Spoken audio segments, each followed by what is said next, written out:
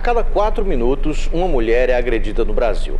Hoje, no quadro Ação e Cidadania, a gente fala sobre as medidas de proteção que são garantidas por lei. A reportagem é do Núcleo de Jornalismo do Ministério Público Estadual. 2014 começou com uma polêmica que tomou conta de todo o país e movimentou o noticiário. Em março, o IPEA, Instituto de Pesquisa Econômica Aplicada, divulgou os dados da pesquisa Tolerância Social à Violência contra as Mulheres. O ponto polêmico foram 65% dos entrevistados que responderam sim para a pergunta: mulheres que usam roupas que mostram o corpo merecem ser atacadas?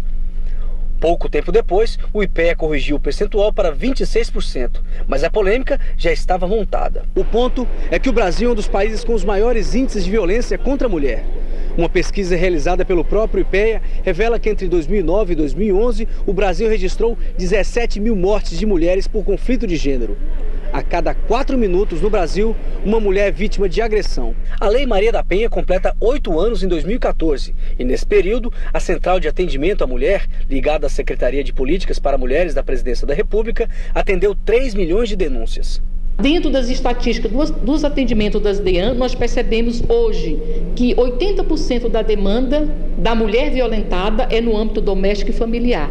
E o restante de 20% são crimes praticados por terceiros contra a mulher. Ou seja, a lei trouxe essa visibilidade para a sociedade e para os órgãos operadores do direito que acolhe a demanda da mulher em situação de violência. A lei trouxe um avanço significativo com relação à proteção da vítima. Uma delas, e talvez a mais importante, são as medidas protetivas que garantem a integridade física das mulheres. Um dos obstáculos em torno da questão da violência contra a mulher não é a burocracia da justiça, mas o machismo que impera em grande parte dos lares brasileiros. Em casos de agressões, basta ligar no número 180 de qualquer lugar do Brasil que a mulher terá acesso à rede de atendimento à mulher, onde receberá informações sobre o que fazer e onde ir. A gente conversa agora mais sobre esse assunto ao vivo com o promotor de justiça, João Edson. Boa tarde, promotor. Boa tarde. Obrigado pela presença do senhor aqui no nosso quadro Ação e Cidadania. Em primeiro lugar, eu gostaria que o senhor falasse o que é que o senhor acha hoje sobre essa questão. Hoje, o número de denúncias, né, de violência contra a mulher tem aumentado bastante. Mas isso é porque a violência tem aumentado ou porque as mulheres não tem mais tanto medo de denunciar? Eu acredito que anteriormente a Lei Maria da Penha e outros instrumentos, a divulgação e a ampliação, né, dessa atenção da sociedade, do Ministério Público, do Poder Judiciário e da Polícia com essa problemática, nós tínhamos uma cifra obscura, né? Os casos que apareciam, na verdade, representavam uma parcela muito ínfima da realidade. Então, eu acredito que, até pelo tempo que nós já temos com a entrada da legislação, com as políticas mais recentes, nós temos talvez até uma estabilidade desse quadro. Então, houve, num primeiro momento, um número muito grande, porque apareceu, né, os casos eram escondidos, a mulher tinha vergonha, a dificuldade de trazer isso, né, a conhecimento era complicado. Eu acredito que não há realmente um aumento, eu acho que há até um certo controle hoje já desse número de violência e as agressões e os casos. Qual o procedimento que uma mulher que é agredida deve tomar? Bem, são várias as possibilidades, né? Nós temos hoje, né, no âmbito da Polícia Civil, nós temos várias delegacias especializadas, né? Em Palmas nós contamos com pelo menos 2 delegacias, 2 locais na cidade. Todas as cidades do interior também possui, se não uma delegacia especializada ou delegado que vai fazer o atendimento em cumprimento dessa legislação. Todas as comarcas possuem um promotor de justiça com atribuição para atuar nos casos de violência contra a mulher. No caso de Palmas, hoje nós temos uma promotoria, que é a 29ª Promotoria da capital, que ela tem atribuição exclusiva junto à vara de violência contra a mulher.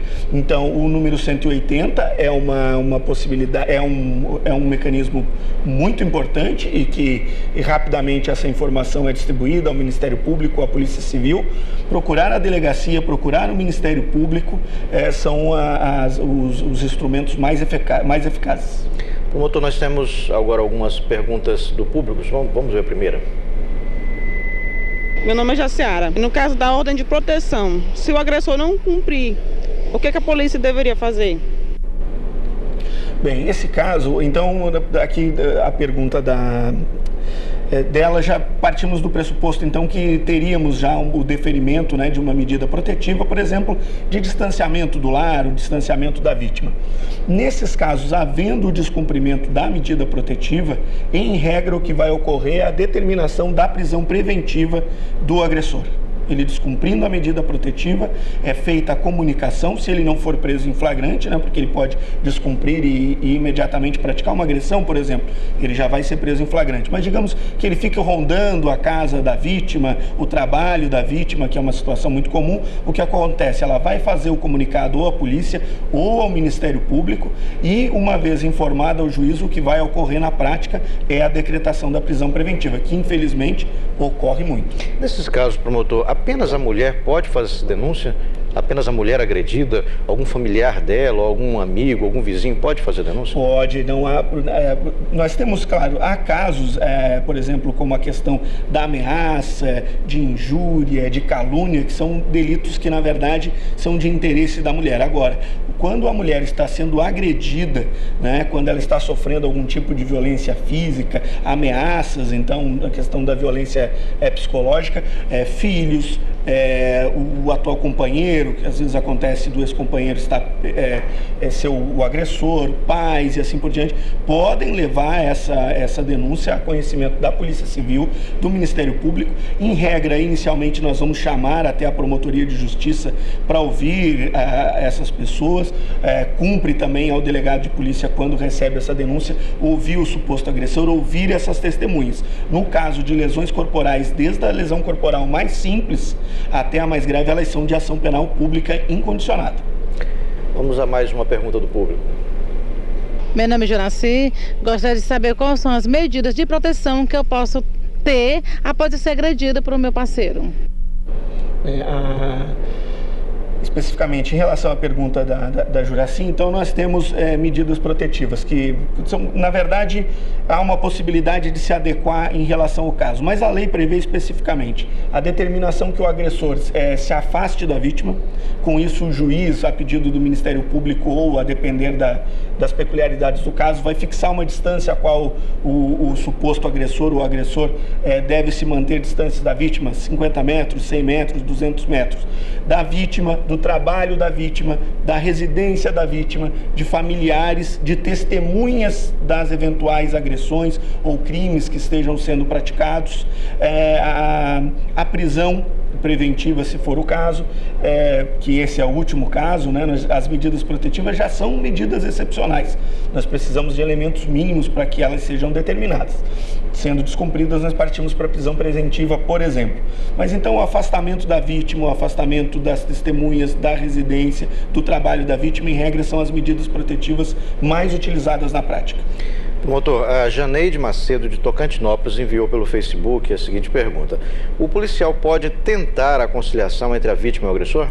Em a maioria dos casos de violência doméstica, principalmente desses atendimentos onde a polícia militar é chamada local, são desentendimentos como brigas, a utilização de palavras mais fortes, a elevação do tom, ou seja, às vezes uma briga familiar. Cabe sim ao policial militar, a polícia, quando vai até o local, verificar se realmente é um caso, né, de violência contra a mulher, verificar a vontade da mulher, ou seja, perguntar se realmente ela está se sentindo, porque isso é uma questão pessoal.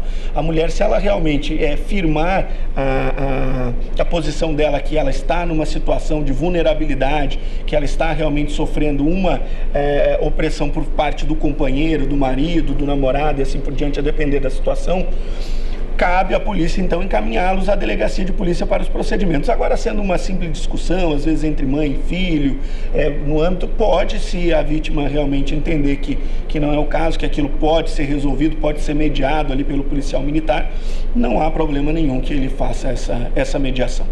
Promotor, a gente agradece a participação do senhor, a presença aqui no quadro Ação e Cidadania. Eu agradeço o convite. Muito obrigado.